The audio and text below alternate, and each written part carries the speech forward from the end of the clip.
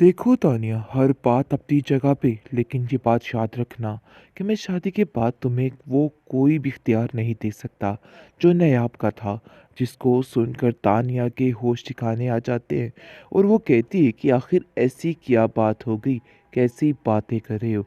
जिस पर आप देखेंगे कि वो कहता है, मैं तुम्हें साफ साफ पहले ही बता रहा हूँ कि ये शादी सिर्फ और सिर्फ मैं अपने बेटे हैदर के लिए या अपने घर वालों के कहने पे कर रहा हूँ।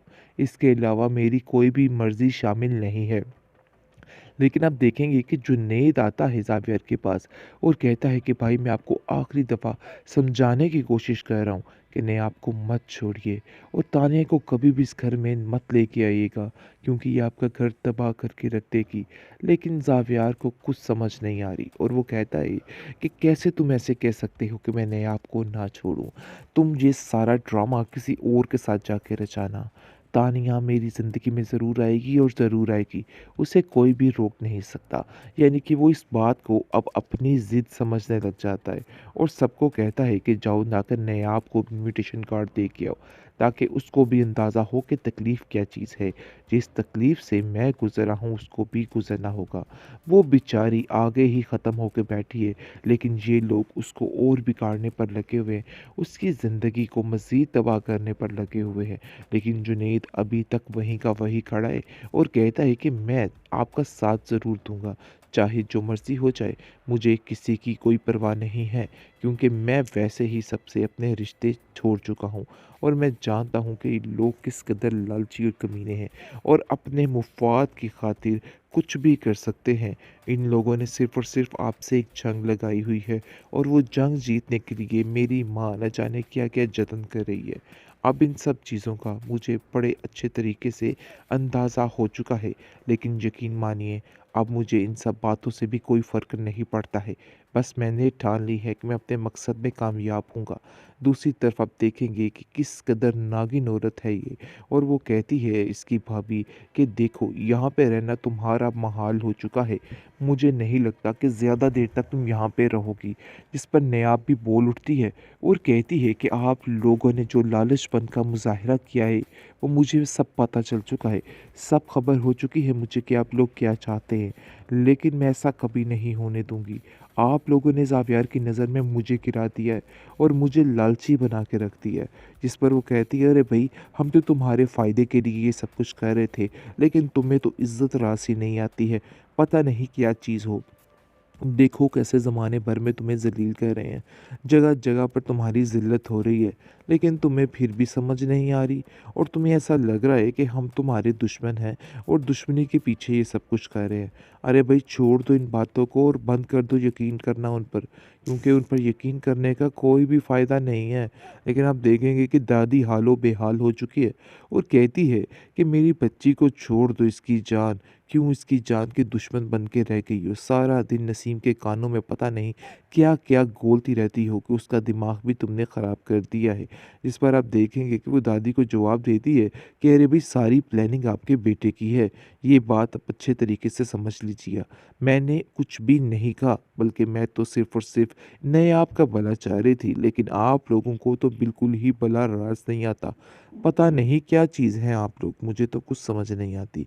इस पर आप देखेंगे कि वो उल्टा बेचारी उसकी बेइज़्ज़ती कर देती है। लेकिन ज़ावियार दूसरी तरफ अपनी ज़िंदगी को अच्छे तरीके से गुज़ारने की कोशिशों में मगन है और सोच रहा है कि बस अब उसको अच्छे तरीके से अपनी ज़िंदगी को गुज़ारना है और पुरानी सारी बातों से दिल से निकाल देना है।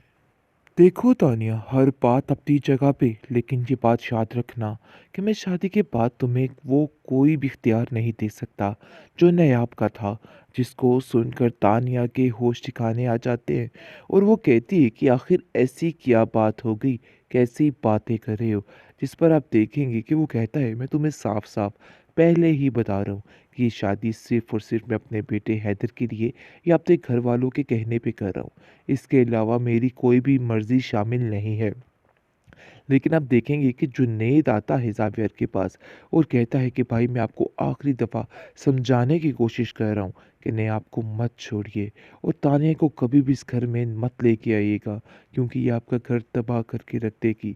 लेकिन ज़ावियार को कुछ समझ नहीं आ रही और वो कहता है कि कैसे तुम ऐसे कह सकते हो कि मैं नयाब को ना छोड़ूं। तुम ये सारा ड्रामा किसी और के साथ जाके रचाना। तानिया मेरी ज़िंदगी में ज़रूर आएगी और ज़रूर आएगी, उसे कोई भी रोक नहीं सकता। यानी कि वो इस बात को अब अपनी ज़िद समझने लग जाता है और सबको कहता है कि जाओ जाकर नायाब को इन्विटेशन कार्ड दे के आओ, ताकि उसको भी अंदाज़ा हो कि तकलीफ़ क्या चीज़ है। जिस तकलीफ़ से मैं गुज़रा हूँ उसको भी गुज़रना होगा। वो बेचारी आगे ही ख़त्म होके बैठी है, लेकिन ये लोग उसको और बिगाड़ने पर लगे हुए हैं, उसकी ज़िंदगी को मज़ीद तबाह करने पर लगे हुए हैं। लेकिन जुनैद अभी तक वहीं का वहीं खड़ा है और कहता है कि मैं आपका साथ ज़रूर दूँगा, चाहे जो मर्ज़ी हो जाए, मुझे किसी की कोई परवाह नहीं है, क्योंकि मैं वैसे ही सबसे अपने रिश्ते छोड़ चुका हूँ और मैं जानता हूँ कि लोग किस कदर लालची और कमीने हैं और अपने मुफ़ाद की खातिर कुछ भी कर सकते हैं।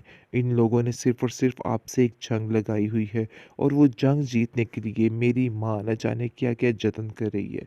अब इन सब चीज़ों का मुझे बड़े अच्छे तरीके से अंदाज़ा हो चुका है, लेकिन यकीन मानिए अब मुझे इन सब बातों से भी कोई फ़र्क नहीं पड़ता है। बस मैंने ठान ली है कि मैं अपने मकसद में कामयाब होऊँगा। दूसरी तरफ आप देखेंगे कि किस कदर नागिन औरत है ये और वो कहती है इसकी भाभी कि देखो यहाँ पे रहना तुम्हारा महाल हो चुका है। मुझे नहीं लगता कि ज़्यादा देर तक तुम यहाँ पे रहोगी। जिस पर नेहाब भी बोल उठती है और कहती है कि आप लोगों ने जो लालचपन का मुज़ाहिरा किया है, वो मुझे सब पता चल चुका है। सब खबर हो चुकी है मुझे कि आप लोग क्या चाहते हैं, लेकिन मैं ऐसा कभी नहीं होने दूँगी। आप लोगों ने ज़ावियार की नज़र में मुझे गिरा दिया है और मुझे लालची बना के रख दिया है। जिस पर वो कहती है, "अरे भई, हम तो तुम्हारे फ़ायदे के लिए ये सब कुछ कर रहे थे, लेकिन तुम्हें तो इज़्ज़त रास ही नहीं आती है। पता नहीं क्या चीज़ हो। देखो कैसे ज़माने भर में तुम्हें ज़लील कर रहे हैं। जगह-जगह पर तुम्हारी ज़िल्लत हो रही है, लेकिन तुम्हें फिर भी समझ नहीं आ रही और तुम्हें ऐसा लग रहा है कि हम तुम्हारे दुश्मन हैं और दुश्मनी के पीछे ये सब कुछ कर रहे हैं। अरे भई छोड़ दो इन बातों को और बंद कर दो यकीन करना उन पर, क्योंकि उन पर यकीन करने का कोई भी फ़ायदा नहीं है। लेकिन आप देखेंगे कि दादी हालो-बेहाल हो चुकी है और कहती है कि मेरी बच्ची को छोड़ दो इसकी जान, क्यों इसकी जान के दुश्मन बन के रह गई हो? सारा दिन नसीम के कानों में पता नहीं क्या-क्या घोलती रहती हो कि उसका दिमाग भी तुमने ख़राब कर दिया है। इस पर आप देखेंगे कि वो दादी को जवाब देती है कि अरे भई सारी प्लानिंग आपके बेटे की है। ये बात आप अच्छे तरीके से समझ लीजिए। मैंने कुछ भी नहीं कहा, बल्कि मैं तो सिर्फ़ और सिर्फ़ नए आपका भला चाह रही थी, लेकिन आप लोगों को तो बिल्कुल ही भला रास नहीं आता। पता नहीं क्या चीज़ हैं आप लोग, मुझे तो कुछ समझ नहीं आती। इस पर आप देखेंगे कि वो उल्टा बेचारी उसकी बेइज़्ज़ती कर देती है। लेकिन ज़ावियार दूसरी तरफ अपनी ज़िंदगी को अच्छे तरीके से गुज़ारने की कोशिशों में मगन है और सोच रहा है कि बस अब उसको अच्छे तरीके से अपनी ज़िंदगी को गुज़ारना है और पुरानी सारी बातों से दिल से निकाल देना है।